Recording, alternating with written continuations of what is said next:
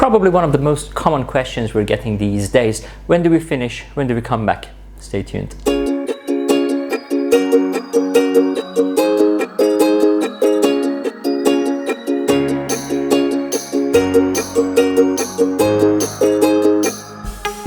Good day, ladies and gentlemen. My name is Reza Roudsari. I'm the Director of Undergraduate Education at the School of Dentistry, University of Manchester, and thanks a lot for joining me on another episode of Manchester Molars. Now, you remember from a few weeks ago that we had a virtual visitation of General Dental Council to see how we are preparing our final year students for graduation this year. And most importantly, General Dental Council was keen to ensure that we are still giving our students enough clinical experience. Therefore, every month we are looking at the data gathered on our identity system, and we very recently had our second review of this data. I'm going to invite Dr. Dixon to tell us a little bit more about how this data is looking. Hi Carly, how are you today? Hi Reza, I'm good, thanks, and how are you? I'm very well, thank you very much for accepting my invite to come on Manchester Molars. Now, I know that you've been going through a lot of data recently in terms of identity, and you wanted to point a few issues out to our students. So would you like to tell us what you know now about the data, please? So I really want to kind of highlight that this year, more than ever, we're looking at the data for all our students across the years. And the reason behind that is to look where students might need extra support and get an idea of how all the clinics are running and how many AGP sessions and kind of what activity you're doing. And we're looking at that on a monthly basis. However, one thing that was kind of weighed up is that sometimes the students don't submit the data. We don't know what's been completed. And it's a shame when students have put the work in, they've completed the tasks, and it's the way for it to be recorded. So it was to highlight, to try and do the identity data on the day, and also use it as an opportunity with the clinician to sit down and discuss through the case of how it's gone, what grades you think you should achieve, and then also have that active feedback with the tutor who hopefully will be able to sign it off on the day as well. And that really enriches the process of the feedback, because it's not just a tick box exercise, it's for you guys to kind of reflect on how you're doing, and hopefully as you progress throughout the year. So it was just a real reminder.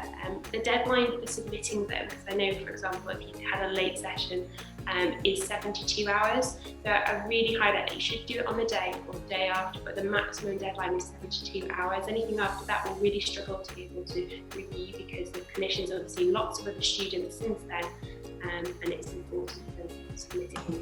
Thank you, Carly. So just to clarify, so when students finish a procedure, they've got 72 hours to enter the data into identity, but if the tutors haven't authorized it, they're not going to lose any data. Is that correct? So it's just the student's window to enter data is 3 days, so they have to just get on with it and just do it. And to be honest, with most AGP sessions going on with the follow time, they all have got protected time to be able to do that. So it's a very good idea to go ahead and do. Now, in terms of milestones, how is the data looking for milestones? So I'm really pleased to see some of the students have been actively submitting their observed and their written milestones, and highlighting if any students have got any questions about written milestones, just to email myself, and then we can help support them that way. All the handbooks, there are 2 handbooks, one for staff, so if you've got a tutor that needs a bit more information about it, it's on there, but there's also a student one that has a frequently asked questions section as well. So in each of the year groups there's a milestone handbook for them to have a read through, so just wanted to signpost them to it. Thank you, Carly. And I know that recently you've done a lot of work in terms of weighting of exams, considering COVID brought all the weighting to 0 for last attempt, but you were trying to be very fair in terms of how to recalculate weighting, because this year we will have the weighting back into play. So where can the students find more information on the weighting now, please? So the weighting has all been uploaded onto Blackboard as well, but I've also asked year leads administration staff to send out an email as well, so you should be receiving that.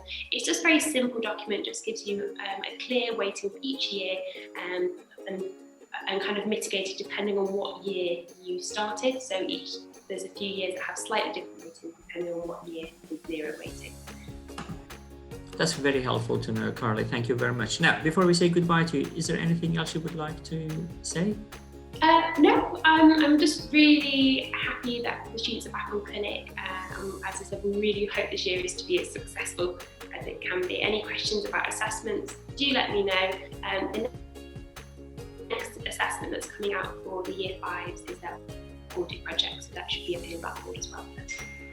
Okay, thank you very much, Carly, and a huge thank for all the hard work you've done throughout COVID and now with the next upcoming exams. So look after yourself, and I'll see you later. So probably one of the most common questions we're getting these days is when the term finishes. Now, the thing is, the last day of the term is indeed Friday, 18th of September. However, with some communications coming out from university and faculty side, I see no surprises that why some of my student and staff colleagues are getting slightly confused. So how about you join me with a quick interview with Dr. Rebecca Craven so she can tell you all about it. Hello, Dr. Craven. How are you today? Hi, I'm good, thanks. Good to know. Now, first of all, thanks a lot for accepting my invitation to come on Manchester Molars. Now, our students in the past few days, they received a message from university and they were invited to leave before the formal end of the day, which is 18th of December.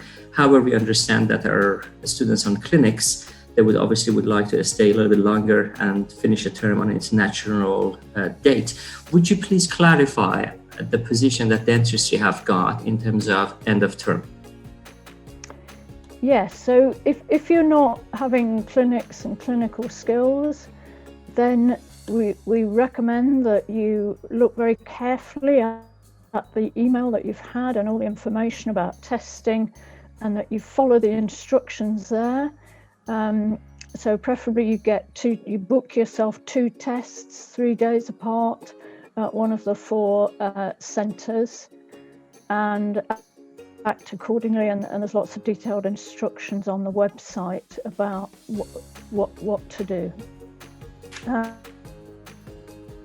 For the clinical year, so if you're in a year where you're having clinics or clinical skills during this last part of term, then we'd like you, if you possibly can, to stay and have those sessions, because we don't have the possibility of replacing them later in the year.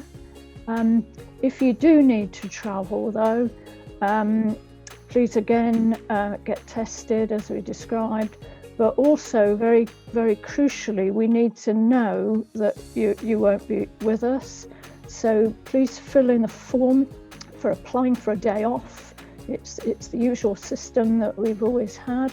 So fill in the form, it's on Blackboard, it's in the information folder, and applying for a day off, and the form will guide you through there. One of the crucial things obviously is to let your tutor know and to let the student desk know if you're not attending a clinical session, and to arrange cover for the session.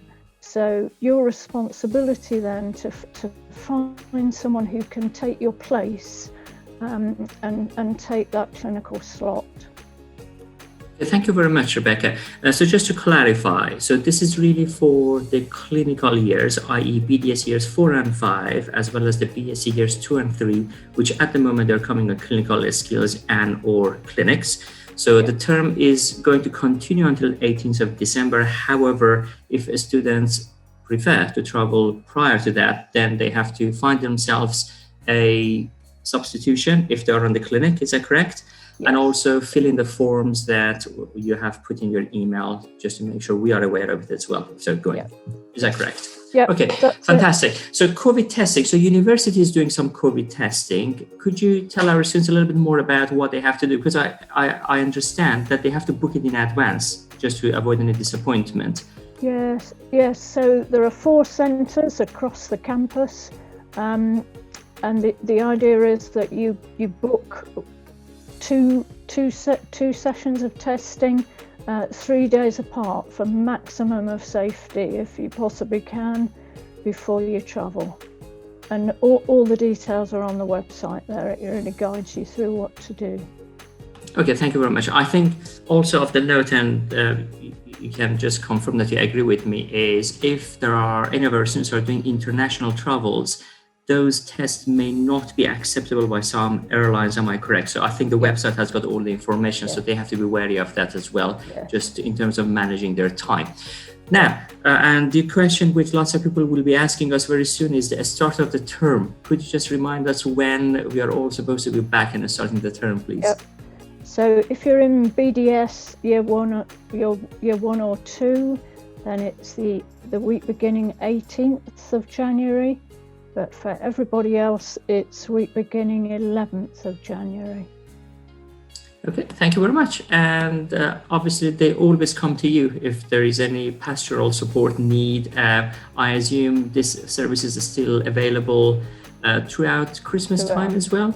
Yeah. So there's always me and Teresa.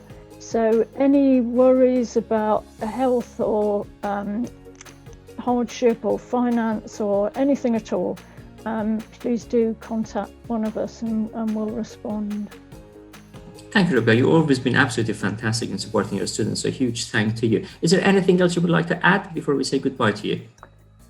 No, just for everyone to keep safe and have a good break when it arrives.